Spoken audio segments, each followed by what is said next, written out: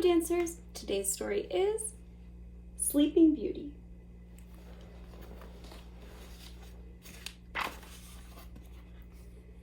In a faraway land, long ago, King Stefan and his fair queen wished for a child.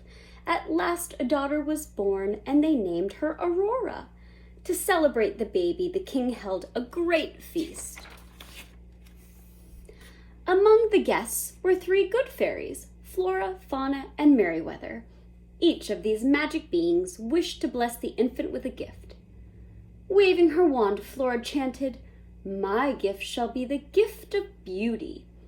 "And mine," said Fauna, "shall be the gift of song." But before Merryweather could give her gift to the baby, there was a flash of thunder, a crack of lightning, and then the evil fairy Maleficent appeared. Maleficent was furious, for she hadn't been invited to the celebration. "I, too, have a gift for the newborn baby," she sneered. "On her 16th birthday, she shall prick her finger on the spindle of a spinning wheel and sleep forever." With a cruel laugh, the evil fairy vanished, and everyone in the room was shocked. But Merryweather still had her gift to give. She tried to undo Maleficent's curse, but her powers were not strong enough. Instead, she changed the curse so that Aurora would not sleep forever, but be wakened by true love's kiss. King Stefan ordered that every spinning wheel in the kingdom be destroyed, but he still feared the evil fairy's curse, so the good fairies hatched a plan. They would take Aurora to live with them deep in the forest. To guard their secret, the fairies disguised themselves as a peasant woman and changed Aurora's name to Briar Rose. The years passed quietly, and Briar Rose grew into a beautiful young woman.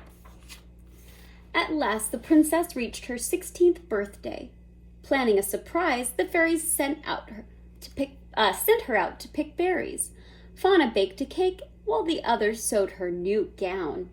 In a mossy glen, Briar Rose danced and sang with her friends, the birds and the animals. She told them of her beautiful dream about meeting a tall, handsome stranger and falling in love. A handsome young man came riding by. When he heard Briar Rose's sweet singing, he jumped from his horse and offered to dance with her. Briar Rose felt very happy. She and her admirer gazed into each other's eyes.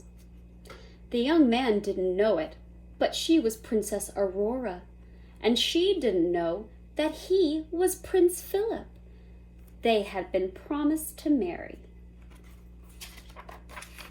Back at the cottage, the fairies gave Briar Rose her birthday surprises, and Briar Rose told them that she had fallen in love. "Impossible," they cried, and they told her the truth, that she was a princess, and she was supposed to marry Prince Philip. And now it was time for her to return home. Poor Aurora was so sad. She did not know the young man she had met was Prince Philip. Back at the castle, Aurora traveled back to the castle, and Maleficent did too. There, using her evil powers, she lured Aurora to a high tower, and in a tiny room a spinning wheel appeared. "Touch the spindle," said Maleficent. Sleeping Beauty touched the spindle and fell fast asleep. The fairies put everyone else in the castle into a deep sleep as well. Prince Philip went to the cottage to meet Briar Rose, and there he discovered the truth. He fought his way to the castle, where his love lay sleeping, and gently he kissed Aurora on the lips.